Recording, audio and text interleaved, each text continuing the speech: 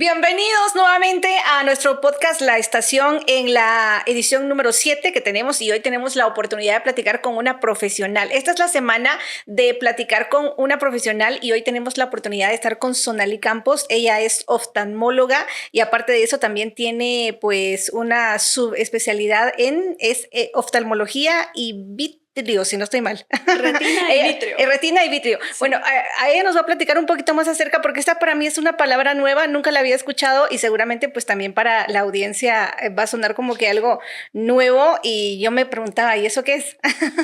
Sí, bien, es una parte del ojo que se encuentra en el relleno del ojo, por así decirlo. Lo que vemos al vernos uno al otro, está la parte externa y adentro como que fuera una pelota de fútbol. Normalmente doy ese ejemplo. Si uno ha destruido alguna pelota de fútbol, tienen como una bolita en el relleno y una capa externa, que es la que soporta los golpes. El relleno en el ojito es transparente y es como una gelatina y se llama vitrio. Perfecto, muchas gracias por aclararnos eso. Me parece muy bien poder conocer un poco más acerca de esto. Antes de entrar a temas que seguramente a las personas les va a interesar, porque hoy vamos a estar hablando acerca del cuidado de los ojos también, que es una parte muy importante de nosotros. Vamos a conocer un poquito más acerca de ti, Sonali, cómo empiezas con esto de querer estudiar oftalmología, que pues, me parece un campo de la medicina bastante interesante. Sí, gracias. Pues primero, desde pequeña siempre utilicé lentes, entonces ya estaba muy familiarizada con el concepto de necesitar los lentes para poder ver mejor, definitivamente. Y ese mundo me llamó mucho la atención y en algún momento pues quise estudiar optometría o psiquiatría, también me llamaba la atención. Entonces, mi papá, que es médico, me recomendó estudiar medicina y ya en el camino me iba a decidir.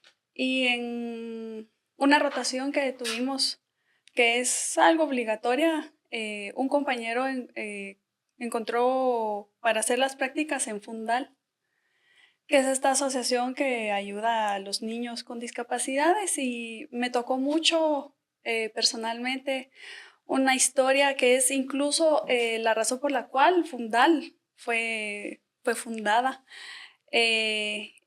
Uno de los hijos de los dueños tenía problemas en su visión y él percibía solamente el sol. Sabía que era día porque lograba percibir el sol. Solamente eso era su visión. Y ahí fue donde me decidí. Bueno, sí me gusta oftalmología. Hice un electivo en oftalmología y tuve la oportunidad de entrar a un quirófano de una cirugía de retina y me pareció maravilloso, una cosa del otro mundo, porque ya es una cirugía interna, en la parte de adentro del ojito, sí, con sistemas de visualizaciones especiales, manteniendo el volumen del ojo, un aparato específicamente para eso. Porque imagina que estamos manipulando la parte interna del ojo y al retirar ciertas sustancias se puede descompresionar, se puede bajar la presión interna. La máquina se encarga de mantener un fluido constante y mantener un volumen y una presión. Los instrumentos que se utilizan, todo el sistema, microscopios y todo eso, me enamoré de la retina. Entonces ya con esa idea decidí la oftalmología, que es necesario ser médico y cirujano. Los primeros 7 años de medicina hay que cursarlos. Claro. De forma obligatoria, no es opcional, porque así vamos conociendo que hay muchas enfermedades que afectan a nivel de los ojos. Por ejemplo, la diabetes, hipertensión, enfermedades autoinmunes, un sinnúmero de enfermedades. Y aprendí en la carrera de oftalmología con uno de mis profesores que le tengo mucho cariño, el doctor Byron Polanco, que es especialista en baja visión. Él nos enseñó que no vienen los ojos, no solo vienen 2 ojos con molestias, sino vienen 2 ojos con una persona que tiene problemas, emociones, y no solo es tratar el ojito. Incluso él, entre los ejercicios en la carrera, nos ponía lentes oscuros, lentes con agujeritos, simulando ciertas enfermedades en las que la visión así se ve comprometida. Entonces, para que uno aprendiera qué es estar en el lugar de estos pacientes con enfermedades, ya sea enfermedades donde está disminuida la visión central o disminuida la visión periférica o una visión muy borrosa que dificulta mucho, por ejemplo, subir gradas. No se Claro. puede sin ayuda, ¿sí? Entonces, pues todo eso llevó una cosa a la otra y actualmente, gracias a Dios, eh, puedo realizar cirugías de retina, diagnósticos oftalmológicos y evaluación completa, incluyendo niños, ancianos. Pues qué interesante poder saber lo que tú decías, o sea, no solo llegan dos ojos, sino que llega el paciente Sí, completo y poder analizar de repente qué enfermedades o qué puede estar provocando que el paciente tenga cierta situación en los ojos o enfermedad en los ojos, porque algo tiene que provocarlo. Y eso es, como decía, muy interesante que no sabía, o sea, pensé que una persona o un oftalmólogo solo se dedicaba directamente a ver la parte de los ojos, no sabía que tenían que tener un proceso, ¿verdad? Como médicos cirujanos antes de. sí, correcto. Incluso muchos pacientes se desconciertan de por qué estoy preguntando eso. Porque nosotros utilizamos un expediente médico completo. Entonces, vienes por molestia de que me arden los ojos. Bueno, nombre, edad, dirección, estado civil, a qué te dedicas, antecedentes médicos, familiares, quirúrgicos, alérgicos, todo lo que aprendí en la carrera de medicina. Se quedan así, pero yo vengo por los ojos. ¿Por qué me está preguntando todo eso? Y a veces sí me dicen, o a mi asistente, pero yo vengo solo por graduación. Es necesario porque es un expediente completo.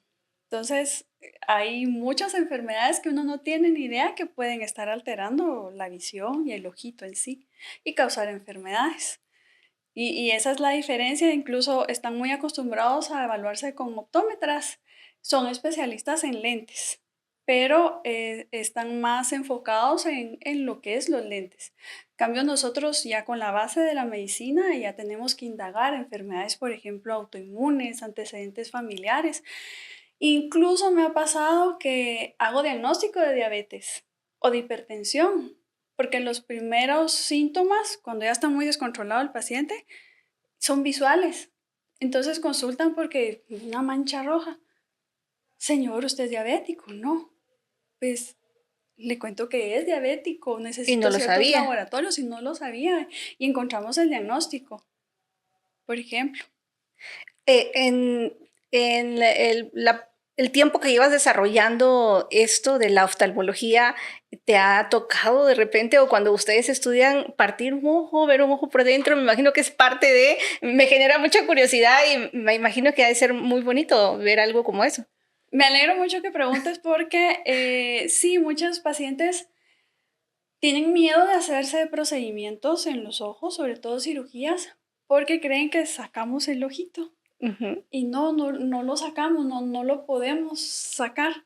El procedimiento es parecido, hay un poquito más de conocimiento de este tipo de cirugías que son de abdomen, que se usan 3 puertos, agujeritos, por el medio del cual se introducen los instrumentos para manipular.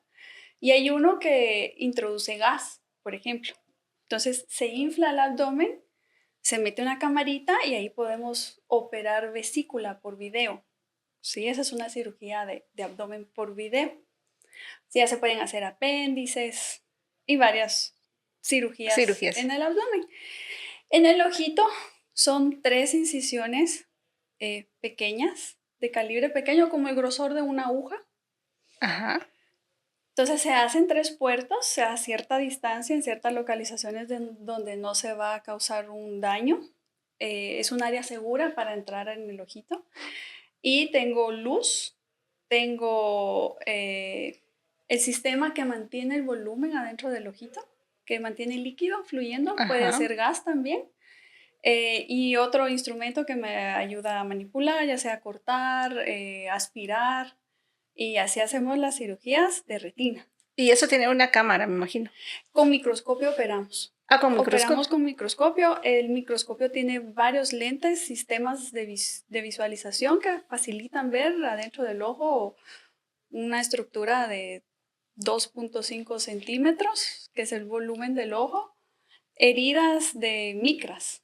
Sí, claro, porque es que el ojo es tan delicado también, es demasiado delicado y tiene, bueno, uno ve de repente el iris de una persona y dice cuántas cositas tan pequeñas puede uno tener dentro del ojo, lo que compone el ojo. Entonces, creo que sí, es un trabajo de mucho cuidado y el utilizar microscopio, pues, bueno, es algo nuevo para mí. No sabía que así se hacían las cirugías en los ojos. Sí, con microscopio incluso estamos sentados. El paciente está acostado con la cabeza para arriba y a cierta altura. Nosotros lo más cómodo posible es por cuestiones de espalda y el microscopio está adaptado a una forma que nos llegue a la altura a los oculares para poder operar así, sentados. Y el paciente tiene una intervención, digamos, en el sentido de que lo duermen completamente como otro tipo de operaciones o solamente es local. Depende de la cirugía. Por ejemplo, cirugías de catarata, que la manipulación sí es intraocular, o sea, sí es adentro del ojito, pero es en la parte superficial, no es tan profunda como la retina, la que acabo de explicar. En la catarata es un poquito superficial, no se necesita sedación. Medicamento de anestesia por la venita para que esté adormitado, no la utilizamos en las cataratas. Es suficiente anestesia alrededor del ojito. Entre el ojo y el hueso hay tejido graso.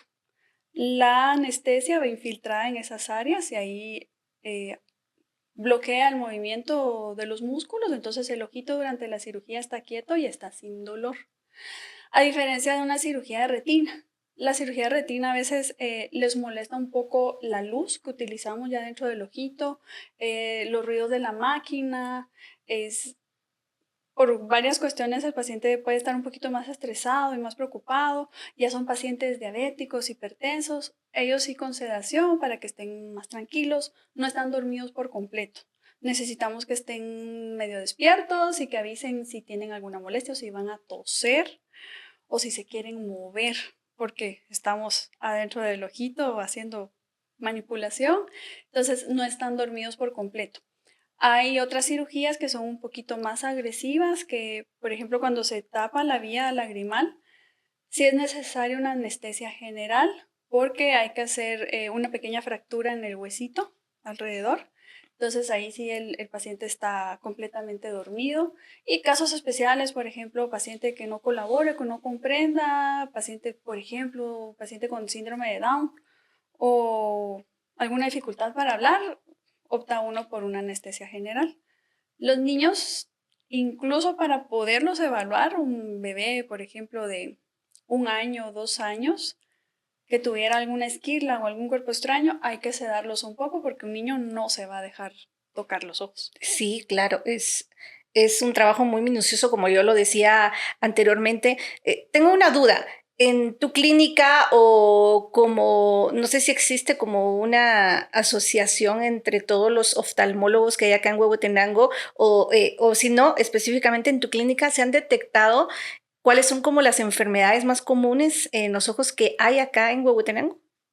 Sí, normalmente todos como médicos en general y cualquier especialidad lleva un registro de los datos de pacientes, de edades, enfermedades y se puede sacar la epidemiología de ciertas enfermedades, cuáles son más comunes, frecuencias entre edades.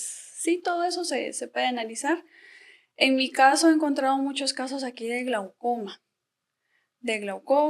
queratocono, además de retinopatía diabética, ya enfermedades bastante específicas.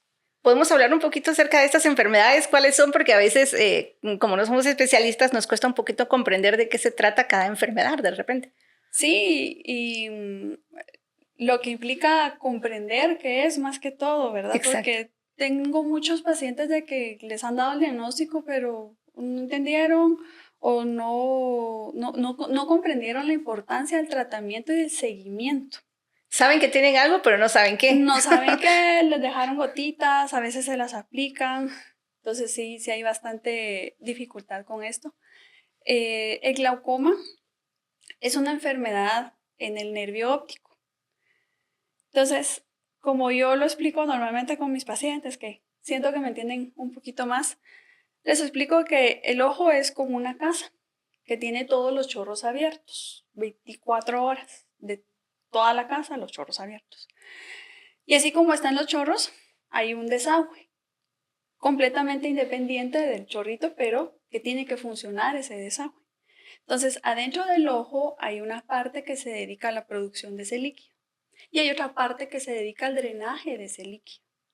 Cuando ese drenaje se tapa, se obstruye, se puede obstruir por varias razones, ese líquido que tiene la producción constante no tiene por dónde salir y eso empieza a aumentar la presión adentro del ojo. Y el aumento de la presión intraocular empieza a causar daño en el nervio. El nervio es la parte que se comunica el ojo con el cerebro. Es a través del cual se mandan las imágenes que se reciben en la retina, en la parte posterior del ojito, hacia el cerebro. Es esa vía. Y esa parte del ojito es la que se daña por una presión alta. El problema de esto es que no pica, no duele, no arde, no hay relación con la visión. Puede haber un glaucoma muy avanzado y no haber síntomas. O puede haber ojitos con muchísima graduación, unos lentes muy gruesos y no haber glaucoma. El glaucoma no da molestias cuando es inicial, por eso nosotros le llamamos una enfermedad silenciosa. Entonces, ¿cómo el paciente se da cuenta que tiene una enfermedad si no presenta síntomas? ¿O cómo ustedes como especialistas, si el paciente no tiene algún dolor, una molestia, cómo hacen para poder diagnosticarlo? Pedirles a todos que se revisen los ojos, por favor, al menos una vez al año. Es importante. Es prevención, es la única forma de detectarlo. Hay un Día Mundial de Glaucoma, hacemos jornadas de glaucoma a modo de tamizaje, de captación de pacientes. Usted sí es sospechoso de glaucoma y el detalle del glaucoma es que no es tan fácil de diagnosticar. Son varias cuestiones que hay que tomar en cuenta. No es como una infección urinaria, que, bueno, yo veo la orina, tiene síntomas, sí, bueno, la orina dice tal, usted tiene infección urinaria, le doy el antibiótico y ya estuvo. En el glaucoma son varios aspectos que hay que tomar en cuenta, sobre todo cuando es inicial el daño. Los cambios son muy sutiles en el nervio, no son fáciles que nosotros lo detectemos, a diferencia de un daño que ya está avanzado. Entonces, la importancia es detectarlo a tiempo y con ciertos estudios que hay que estarlos haciendo cada cierto tiempo. Tengo muchos pacientes que les hago el diagnóstico de sospecha de glaucoma. Hay que estarse haciendo los estudios, 2 estudios a lo mucho.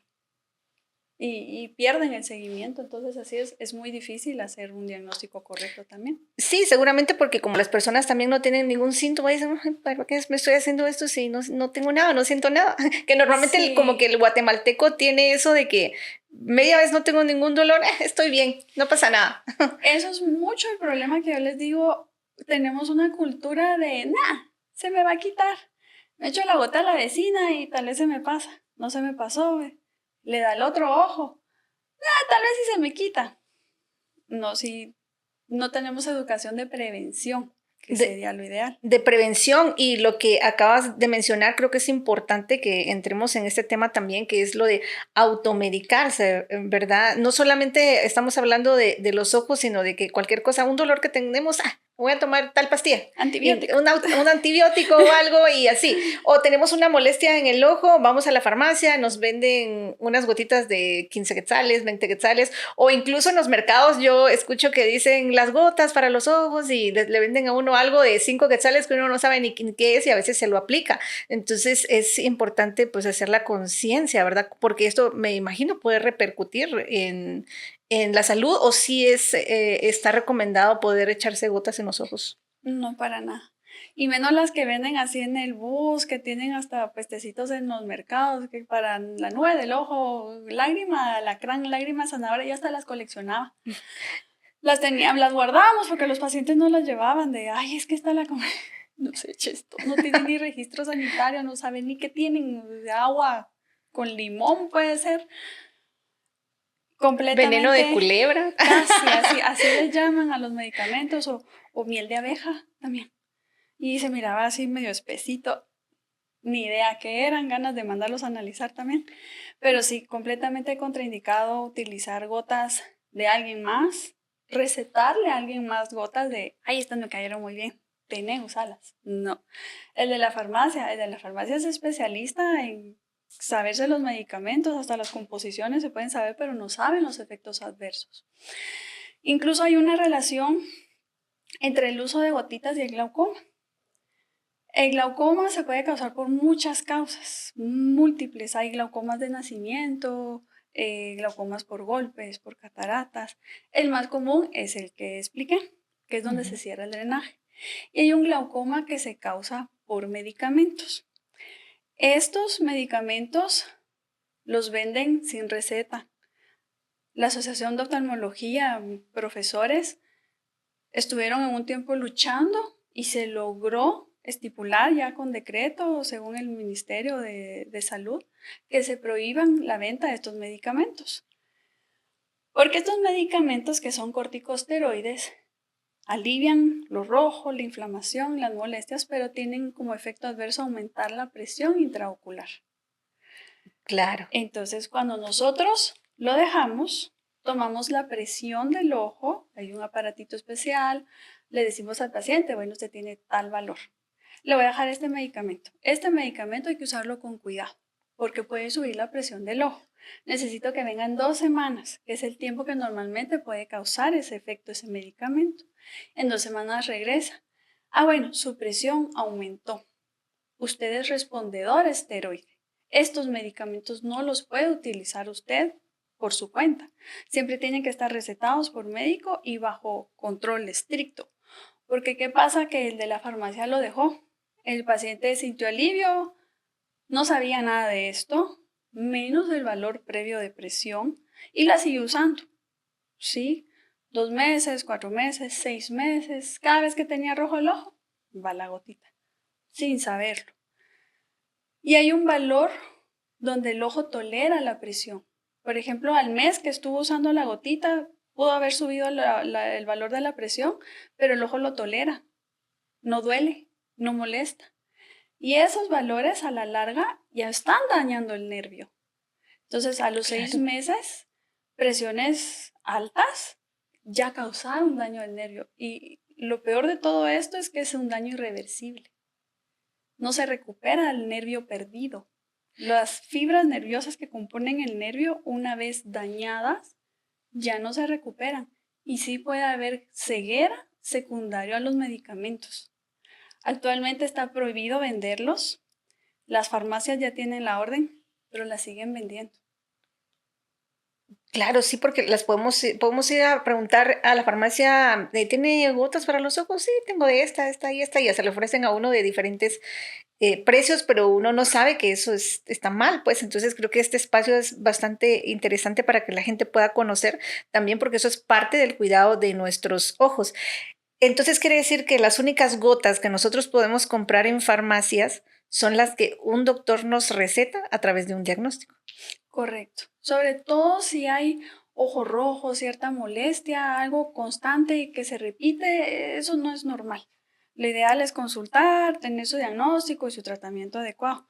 En la farmacia podemos comprar lubricantes. Eso no hay problema, esos son de venta libre sin receta. ¿Y cuál es la diferencia de las gotas y del lubricante? El lubricante puede venir en gotitas, pero no tienen este componente, este medicamento del corticosteroide, que es el que causa ese efecto. De la presión en el ojo. Correcto.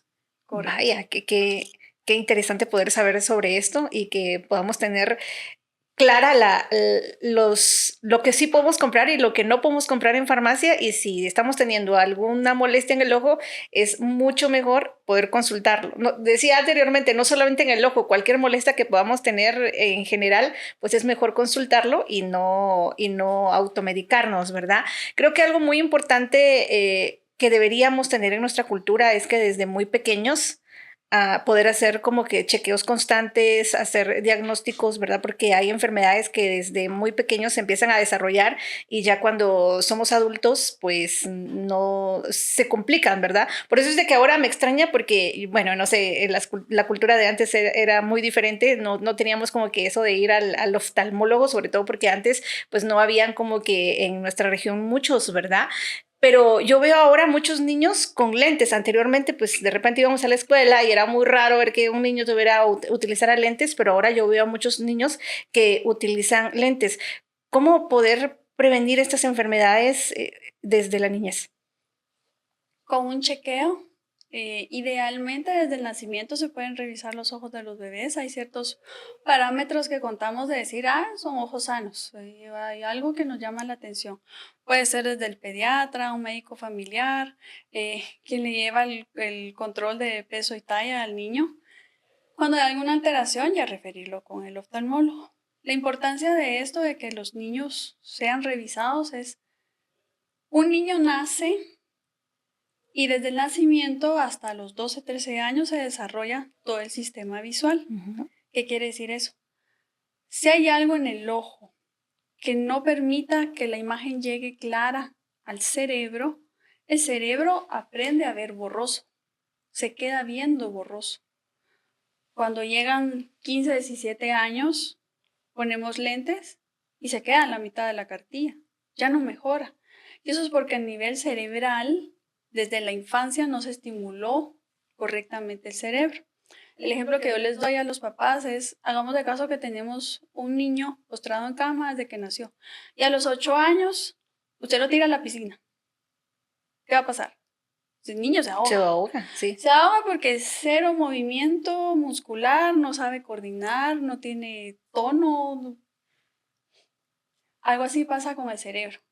Si no se estimuló correctamente en la infancia, al recibir una imagen clara, se queda viendo borroso.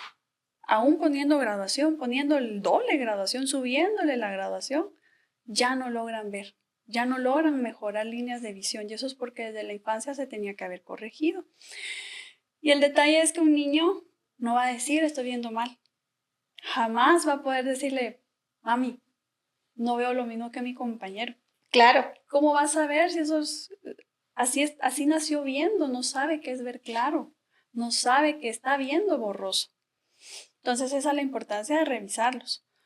Signos que podemos detectar en casa y sospechar que el niño no está bien de los ojos, por ejemplo, que se restriegan mucho los ojitos, se pegan mucho para colorear o para escribir. Con suerte a veces las maestras se dan cuenta, mire, el nene se levanta seguido a copiar el pizarrón. Incluso sentándolo adelante, se para a copiar el pizarrón. O cada vez que yo pongo algo en el pizarrón, no lo copia. Pero si es dictado, sí. Esos son datos que nos tienen que importar y decir, esto no está bien. Sí, desde los 3, 4 años ya se pueden revisar los ojitos de los niños y revisar si tienen graduación. Hay formas de sacar la graduación aún si los niños no colaboran. ¿Y a cada cuántos es recomendable que se lleve a los niños, no solo a los niños, sino también uno como adulto, a cada cuánto tendría que hacerse estos chequeos? Una vez al año idealmente. También los niños. Y los niños puede ser desde el nacimiento, normalmente debería de ser desde el nacimiento a los 6 meses, entre 6 meses y 12 años y entre 3 a 5 años. Esta edad de 3 a 5 años es muy importante porque ya es donde logran colaborar un poquito, ya logran decir que están viendo. En la cartilla hay figuritas, hay formas de cómo hacer la evaluación y de darnos cuenta si necesitan lentes o no. Sí, precisamente eso iba a preguntar, ¿cómo saber, o sea, como padres de familia, cómo saber cuándo un niño necesita lentes o no? Porque como ahora a veces hasta de moda se vuelve de repente pues utilizar lentes y lo hacen de esa manera, pero creo que es importante poder saber cuáles son podríamos decir, los síntomas que nos pueden indicar, bueno, podría estar necesitando lentes el niño, vamos a un chequeo, hagamos esto. Desde antecedentes familiares. Si uno de los papás utiliza lentes o ambos papás utilizan lentes, seguro que el niño va a necesitar lentes. Los síntomas que podemos ver, que se restringen los ojos, que se peguen mucho, le va mal en la escuela, no pone atención, no le interesa socializar a veces. Y aprovecho también muchos dispositivos electrónicos. En menores de 5 años está prohibido utilizar dispositivos electrónicos, celular, tablet, todo lo que sea que fuerce la visión cercana. Está induciendo el ojo a miopía, o sea, condenando al niño que va a usar lentes. ¿Qué es precisamente del celular lo que genera el problema en el ojo? La distancia de enfoque. La distancia de enfoque. No es la luz del celular. Porque muchas veces decimos o tenemos ese mito de, ay, es que mucha luz, la luz del celular y que bájale brillo a tu pantalla porque te hace daño en los ojos. Eso es lo que comúnmente uno dice. Sí, no, es la distancia de enfoque. Antes los niños no necesitaban tantos lentes porque jugaban en la calle y fijaban de lejos, a diferencia de ahora que se mantienen en estas. Y es mucho más dañino entonces el celular que una televisión, por ejemplo, porque Sí, normalmente la televisión la miramos a distancia. sí. Bueno, a veces, cuando éramos niños, A siempre veces. nuestra mamá nos decía, despégate del televisor, porque nos parábamos enfrente. Sí, ese es otro dato que puede ser útil para sospechar que el niño necesita lentes. Lo dejan sentadito, ya está aquí con la tele, no está viendo bien. Muy bien. Ujú. A mí me sorprende el poder saber que es la distancia de enfoque, el problema entonces que genera un celular y por lo cual no deberían los niños de utilizar celular y actualmente vemos incluso hasta bebés para entretenerlos, bueno, aquí con el celular y pues se pasan ahí viendo videos 2, 3, 4 horas y no sabemos que les estamos generando un daño. Correcto, correcto. Yo a veces veo bebés y digo, no, no voy a decir nada, no, no bien, sí, ¿cómo no le voy a decir nada? Soy profesional, tengo ¿Qué que decirlo. edad tiene? ¿Qué edad tiene? Prohibido el teléfono. Y es que es muy fácil y muy práctico para uno, la verdad. Estoy en una reunión, tengo algo importante. A ver, nene, mire aquí un ratito, ahí se va a entretener. Pero el ratito se vuelven horas y se vuelve constante y todos los días. Ese es el problema. Claro, así es. Muchos niños que casi que pasan todo el día viendo el celular. Me imagino el daño que se están generando con los ojos y probablemente, como decíamos, como no saben que están viendo mal, pues no dicen nada, por ejemplo, ¿verdad? Lo que platicábamos anteriormente de que no sé que estoy viendo mal, pues entonces sigo así y tal vez hasta una edad adulta o cuando son adolescentes se dan cuenta que tienen algún problema, pero pues ya lo decías, probablemente ya pueda ser un daño irreversible, ¿verdad? Hay enfermedades que anteriormente me estabas contando que la diabetes también tiene mucho que ver con el funcionamiento del ojo. Hablemos un poquito más acerca de eso. Bien, en el caso de la diabetes, hay mucha relación en el tipo de diabetes y el tiempo de evolución que tenga la diabetes, el tiempo que el paciente tiene de tenerla. Un paciente que tenga reciente el diagnóstico, menos de 5 años, es menos probable que tenga daño en los ojos, a diferencia de un paciente que es, por ejemplo, diabetes tipo 1, que es dependiente de insulina y que tenga más de 5 años del diagnóstico, es más probable que tenga la enfermedad. Y esta enfermedad, pues, lamentablemente sí es causa de ceguera y es una ceguera irreversible. Una vez apagada la visión, ya no ven, ya no hay forma de recuperarla. Entonces, sí se considera la diabetes como causa de ceguera irreversible.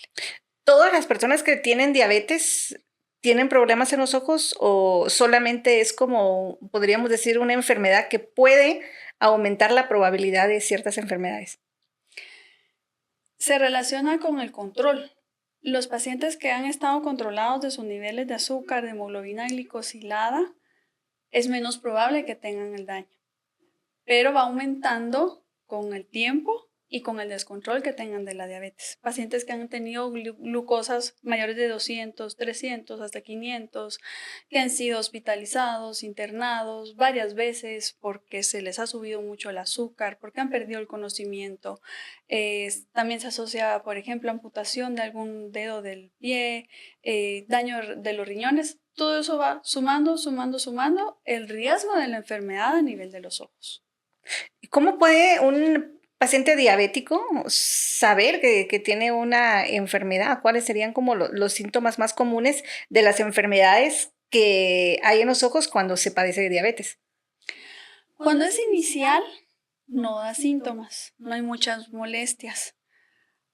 Cuando ya se ha mantenido varios meses o años este descontrol del azúcar, pueden haber síntomas de disminución de la visión o fluctuación de la visión. A veces ven bien y a veces no. La semana pasada estaba viendo borroso, pero como se me quitó, ya estoy bien.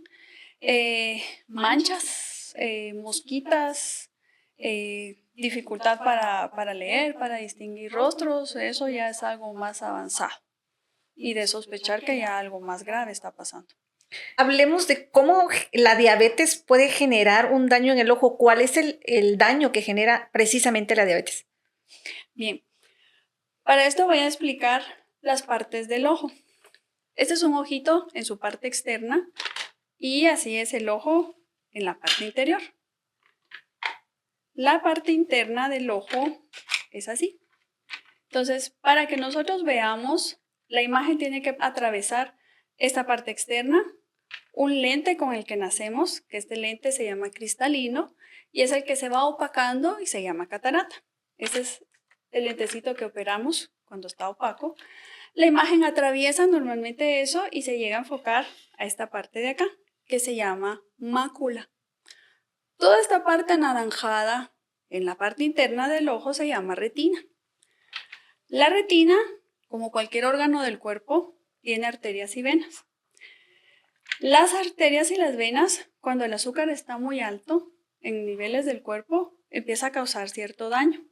Las arterias y las venas deben de llevar la sangre. El azúcar alta causa como pequeñas perforaciones, pequeños agujeritos. Y esa sangre que debería de ir contenida ahí empieza a fugar. Solo que estos cambios, este daño, es muy inicial y no da síntomas, porque se afectan normalmente áreas del ojo que no usamos para ver, ¿sí? Ya cuando está más avanzada la enfermedad, ya afecta el área de visión.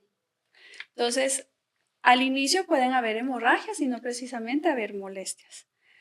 La enfermedad va avanzando porque este daño inicial es irreversible. Entonces van causando más hemorragias y hay áreas de la retina que se quedan sin irrigación, sin su oxígeno natural que debería de llegar a ciertas áreas. Entonces el ojo, por tratar de compensar eso, empieza a formar sustancias internas que hacen que se formen nuevas arterias. Pero esas nuevas arterias son un problema porque son frágiles y se rompen con facilidad. Y causan hemorragias más extensas, incluso hemorragias que se pueden unir a la gelatina que está en el relleno del ojo. Esa gelatina también es atravesada por la imagen llega hasta acá, es transparente, pero si hay una hemorragia bastante extensa se puede anclar, se une esa gelatina, esa hemorragia a la retina y eso ya es una enfermedad más avanzada. Entonces, los tratamientos dependen en qué estadio se encuentra el ojo de la enfermedad.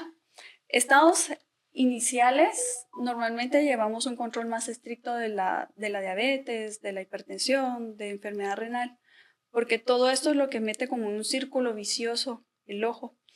Cuando ya se cumplen ciertos criterios, ya hay necesidad de utilizar medicamentos intraoculares, láser o incluso cirugía. Pero eso ya son partes avanzadas.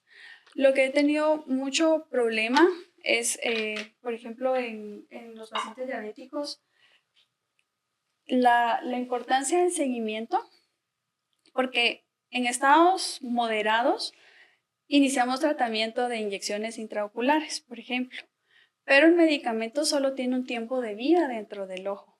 Entonces tengo pacientes que me dicen, sí, hace 2 años me inyecté. Ajá, ¿y qué más pasó? No, pues solo ahora estoy otra vez mal. Exacto, porque el medicamento tiene un tiempo de vida y había que estarlo reforzando, por así decirlo. O sea, el seguimiento de estas enfermedades son de largo tiempo. Entonces, el paciente a veces se desespera un poco, suspende los tratamientos o se desaparece y a veces regresa y ya está muy mal. Estas enfermedades, cuando inicia ese daño en la microvasculatura, ese daño mínimo, pequeño, sí, muy pequeño, es irreversible y sigue un curso y llega a ceguera. Entonces, el final de toda esa enfermedad se llama ceguera. El problema que tenemos es que consultan acá, ¿sí? Donde la enfermedad ya siguió su curso y va a terminar su curso. Cuando ya está en etapa final. Exacto, ya en etapas muy avanzadas. Venimos a dar prácticamente patadas de ahogado, les digo yo, porque hacemos todo lo posible. Inyectamos, hacemos láser, cirugías. Incluso los pacientes en esta etapa es cuando empiezan a necesitar la insulina, ¿sí? Entonces, hay mucha asociación de, sí, yo me quedé ciego por la insulina. No es cierto. ¿Sí? Si ya llegamos hasta acá a necesitar la insulina, quiere decir que pasamos todo esto en descontrol. ¿Sí? Entonces, aún tratando, hay un tiempo donde logramos mantener cierta visión, pero llega a su fin. Fue inevitable. No hay forma de cómo detenerlo. Porque fue muy avanzado, a diferencia de si lo logramos detectar acá. Podemos poner inyecciones, hacer láser, seguimientos. Entonces, el objetivo de tratar acá, o incluso prevenirlo, es detener la progresión de la enfermedad. Ella sigue su curso y puede llegar a ceguera, pero en esta etapa, que estamos a tiempo, podemos detener la progresión de la enfermedad, más no curarla. Eso es muy importante. Eso es otro aspecto también de que me interesa que el paciente comprenda de que aún con cirugía sin láser no le puedo curar el ojo de la diabetes, porque el daño inicial ya no se va a quitar. Lo que estamos haciendo es mantener la visión en ese momento es preciada y evitar que lleguemos a ceguera. Sería como ralentizar el proceso de la enfermedad. Sí, sí. Y en este caso, de todas las etapas que estábamos hablando, ¿en qué etapa precisamente de esta enfermedad se empiezan a presentar ya síntomas? Porque, o sea, estábamos diciendo que en etapa inicial, cuando empiezan digamos, estos vasitos a romperse y se empieza a generar esas pequeñas hemorragias, no hay como un síntoma, pero ¿en qué etapa de la enfermedad sí se empiezan a presentar los síntomas, por lo cual los pacientes de repente ya empiezan a decir, creo que tengo que ir con un especialista que me vean? Ya una etapa moderada, entre moderada y severa. Ahí es donde normalmente ya consultan, donde ya no ven con un ojo, dejaron pasar 2, 3 meses y ya empezaron a ver mal con el otro ojo. Ahí consultan, que no debería de ser. Todo eso se pudo haber diagnosticado previamente. Entonces, se hace la evaluación, se hace el diagnóstico para prevenir antes de que todo esto pase. Idealmente, a los 5 años de tener la diabetes, todos los pacientes diabéticos se deben de revisar una vez al año los ojos.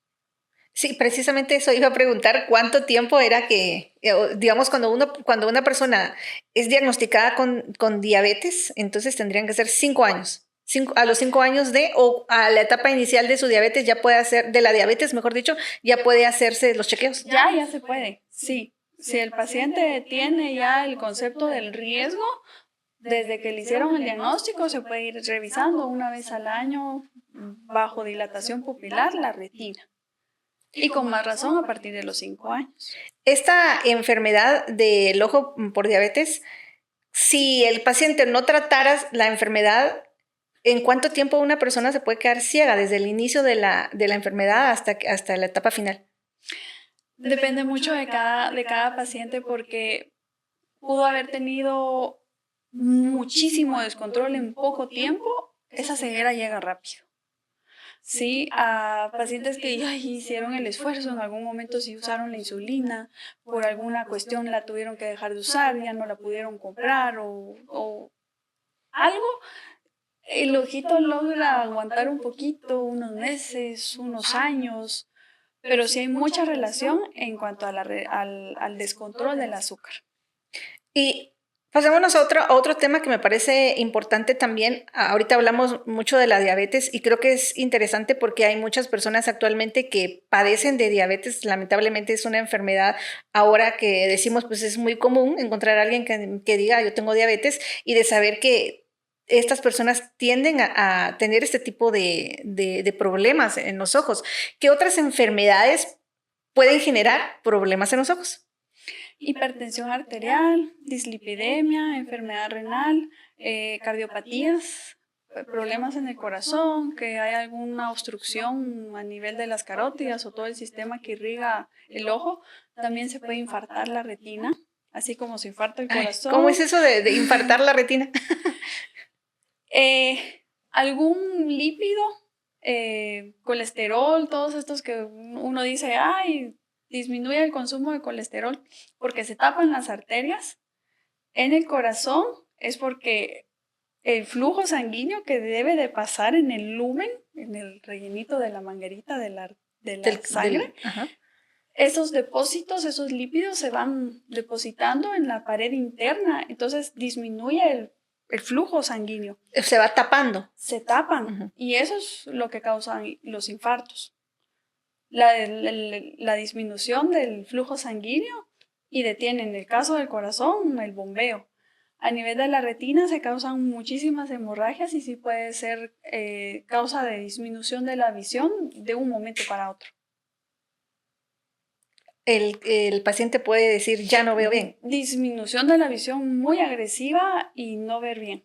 Y a veces un poquito de dolor, alguna molestia, pero sí es una pérdida súbita de la visión, a diferencia de una catarata, por ejemplo.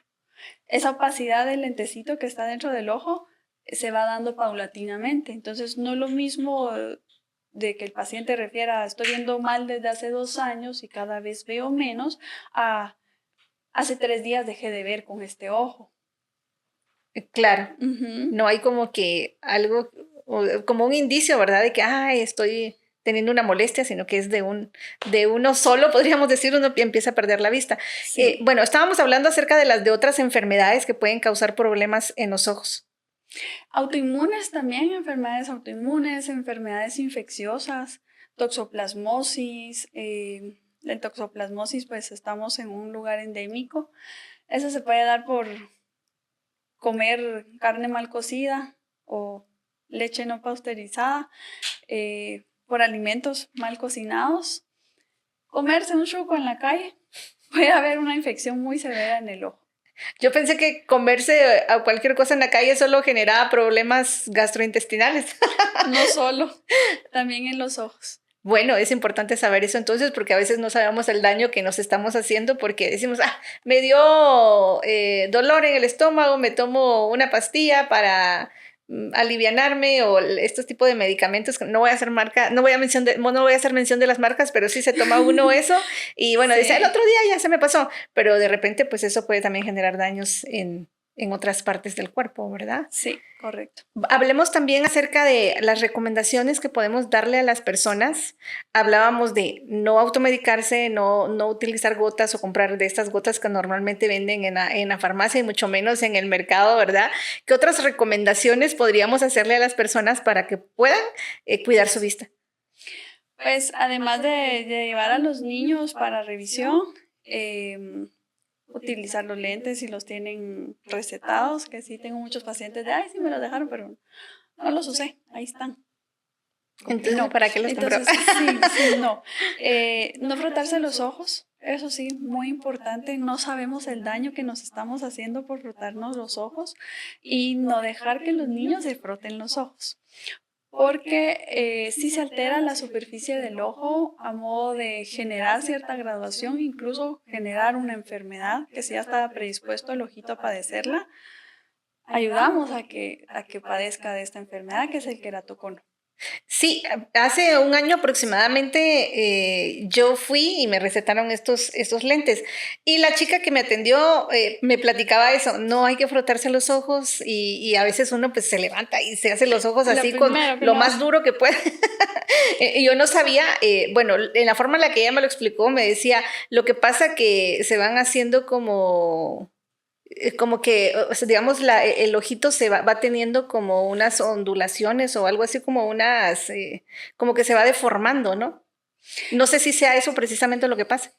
Sí, algo así lo quiso explicar, o sea, el tejido que está en la superficie, adelante del color del ojo, que es la córnea, según este ojito. Este tejido que es transparente y por eso es que se logra ver el color del ojo. Cuando vemos a algún abuelito o alguien ya anciano que tiene esto blanco, es porque esto ya se lesionó y perdió su transparencia. Entonces, este tejido es muy delicado y este es el tejido que se daña cuando nos restregamos el ojo. Y este es el que se va deformando la superficie y predispone al queratocono. Si hay asociación en el frotamiento, y esto también aumenta la graduación del astigmatismo. Sí, hablemos de este tipo de enfermedades que normalmente a veces las tendemos a confundir, la miopía y el estigmatismo, que son dos enfermedades que normalmente pues lo padecen todos los que utilizan lentes. Dice, yo tengo miopía, yo tengo astigmatismo. Hasta a veces hacemos como que competencia de todos los que estamos... Sí, ¿cuánto tenés? Sí, yo tengo más. Yo tengo más. Yo te gano. Yo te gano en graduación. ¿Cuál es la diferencia de estas enfermedades que son muy comunes o que al menos las escuchamos mucho? La diferencia está dada en el tipo de lente que las corrige y la asociación que hay en el ojo. Por ejemplo, un ojo miope es porque es un ojito un poco más grande de lo normal, son micras, pero entonces la imagen, en vez de enfocarse en la retina, la imagen se queda como más adelante, porque es un ojo muy grande. Entonces, con un lente negativo se corrige esa imagen y ese enfoque. Está lo contrario, cuando un ojo es más pequeñito de lo normal, la imagen se pasa de largo, por así decirlo, y con un lente positivo se corrige el área donde se llega a enfocar adentro del ojo. Ahora, el astigmatismo está dado por la superficie de ese tejido, de la córnea. Entonces, depende mucho ya ciertas características del ojito y hay ciertos valores que nos hacen sospechar que esto ya no es una miopía normal, esto ya no es un astigmatismo normal. Ya hay ciertos valores que nos dicen esto está asociado a queratocono y hay necesidad de hacer estudios adicionales. Incluso las miopías, una miopía normal va entre -2, -3. Y a una miopía que se pase de -6, por ejemplo, y es una miopía patológica. Quiere decir que el ojo es un poquito más grandecito de lo normal y por ende está propenso a desgarrarse, a romperse, a que el tejido sea más flexible, más friable.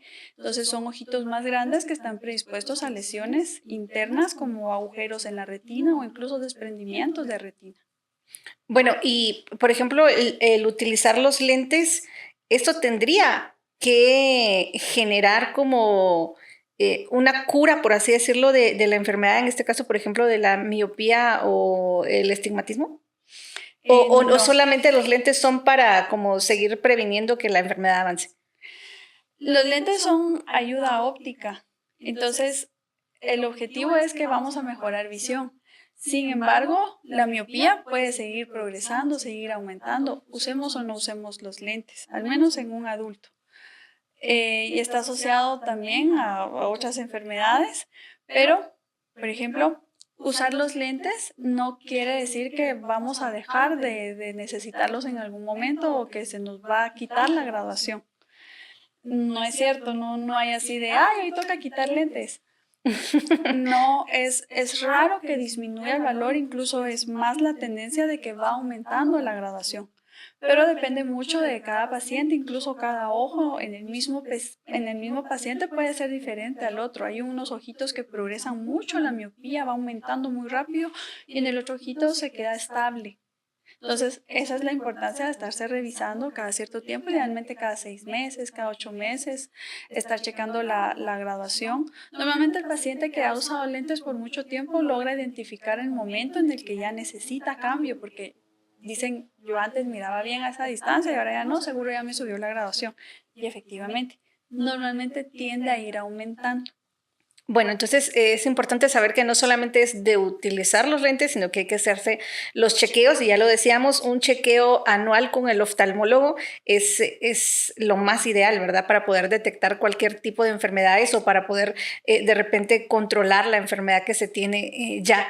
Muchas gracias, Sonali, por esta conversación que tuvimos. Creo que aprendimos mucho el día de hoy acerca del cuidado de los ojos, de enfermedades más comunes que se pueden dar. Y yo sé que esto es amplio y hay muchas cosas que platicar acerca de los ojos, pero lo más importante es que nos podamos informar, ¿verdad? Y que podamos hacernos los chequeos para poder cuidar este órgano tan importante que tenemos, porque, bueno, yo no sé qué haría si no viera, no sé, no me imagino un mundo sin poder ver.